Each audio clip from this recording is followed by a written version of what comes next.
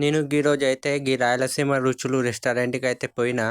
ఈడ ప్లేటు 250, 300 ఉంటది కదా బిర్యానీ అని అనుకున్నా. కానీ ఈడ 450కి ఫుల్ మాత్రమే ఉంది. అందులో సింగిల్ ఇయ్యిరయ్యా అంటే సింగిల్ గిన ఇయ్య అని చెప్పేసి అన్నాడు.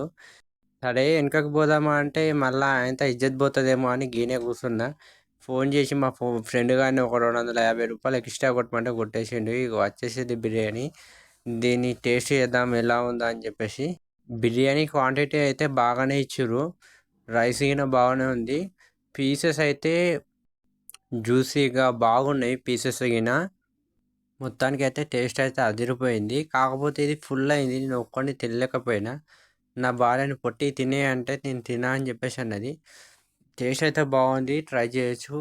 ఇదే గ్యాప్‌లో నేను ఒక కూల్ డ్రింక్ కూడా చెప్పాను. సాఫ్ట్ కూల్ డ్రింక్ వచ్చేసి థమ్స్ అప్ చెప్పాను. థమ్స్ అప్‌కు రూ. 50, రూ. 100 చార్జ్ చేసిరనుకుంటా. మొత్తం బిల్లు రూ. 550 అయింది టోటల్లీ బిల్లు.